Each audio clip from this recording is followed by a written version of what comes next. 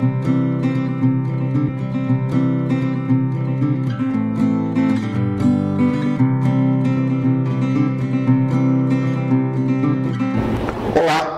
Hoje vamos falar sobre as leis das combinações químicas. Durante muito tempo, o homem tentou entender como que as reações químicas, ou seja, as transformações da natureza, se relacionavam. E até mais ou menos no final do século XVII, o homem teve muita dificuldade, porque era necessário algum tipo de método experimental para que você pudesse, então, assim, executar experiências, documentar essas experiências e entender, assim, como que a natureza se relaciona.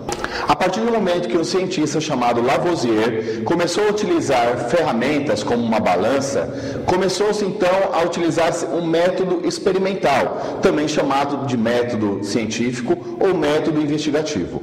Com isso, então, surge uma nova fase na pesquisa aí da química, onde é possível entender exatamente a interação que existe entre as transformações químicas. Por isso eu convido você agora para estudarmos sobre as leis ponderais. As leis ponderais estão relacionadas com a massa de todos os participantes, sejam reagentes, sejam produtos. Então, olha lá. Presta atenção. Então, quando nós falamos de leis ponderais, estamos relacionando somente as massas. Daqui a pouco nós vamos estudar sobre leis volumétricas, que se relacionam ao volume e é especificamente para gases. Mas agora, neste momento, lei ponderal é somente relação entre massa, ok? Então vamos lá. Lavoisier queria entender a relação existente entre as massas, ou seja, como, por exemplo, Lavoisier queria entender como, por exemplo, nós relacionamos o hidrogênio mais o oxigênio e o resultado será água. Ele tentava então fazer experiências para descobrir essa relação de interação entre aí os átomos. E ele percebeu algo muito importante, que ficou conhecido como lei de conservação de massas. Ele percebeu que a quantidade, ou seja, a soma dos reagentes, ela vai ser sempre igual à soma dos produtos. Então a soma de todos os participantes de um reagente será sempre igual à soma de todos os participantes aí de um produto. Então essa relação demonstrou que existia uma igualdade. Lembra que eu falei para você que Lavoisier começou a utilizar balanças? Então ele fez algumas experiências relacionando essas massas. E a experiência que ele fez foi em ambiente fechado. O ambiente fechado significa que você não está perdendo nada do que está interagindo. E é importante dizer e esclarecer que neste mundo nada se perde, tudo se transforma em outra coisa, porque a natureza se relaciona com tudo. Então há sempre uma transformação, nada é perdido, assim nada desaparece. E a experiência que Lavoisier fez foi uma experiência fechada, um ambiente fechado, realizado ali, junto com tubos de ensaios, onde ele podia medir a massa tanto dos reagentes como do resultado final, que são aí os produtos. Com essa maneira de trabalhar os dados, as informações, Lavoisier encontrou uma lei importantíssima. Essa lei de conservação de massas indica exatamente isso, que nada se perde na natureza. Por exemplo, imagine que você vai queimar uma folha de papel. Quando você põe fogo no papel, o resultado que você vê da sobra são o quê? São cinzas. Essas cinzas caem no chão e se você pesar a quantidade de cinzas no final, obviamente, da reação e no início da reação, com o papel sem queimar, você vai ver que existe uma diferença de peso. Se nada se perde, tudo se transforma, para onde foi o restante do papel? Porque a quantidade de cinzas não corresponde ao peso do papel inteiro, sem queimar. Então veja que um dos resultados da queima e da combustão é a geração de diversos tipos de gases que vão para a atmosfera. Então você observa a queima, você vê as cinzas como resultado final, mas também observa a fumaça que sobe desse papel.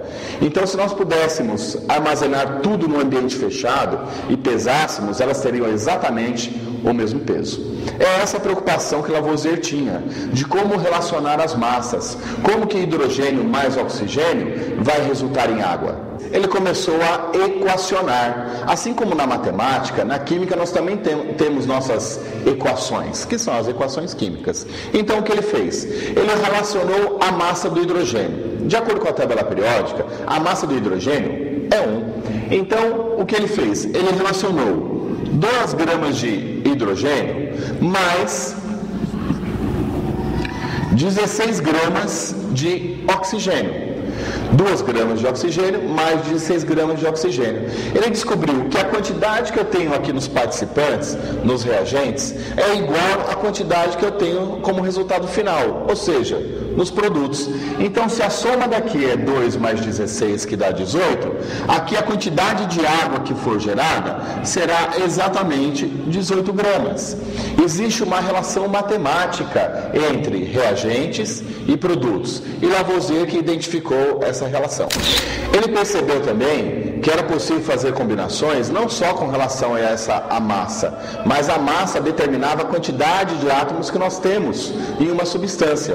Por exemplo, 2 gramas de hidrogênio significa que nós temos 2 hidrogênio, mais o oxigênio. 16 gramas corresponde à massa de um oxigênio, mas a massa de 2 oxigênios, é exatamente 32.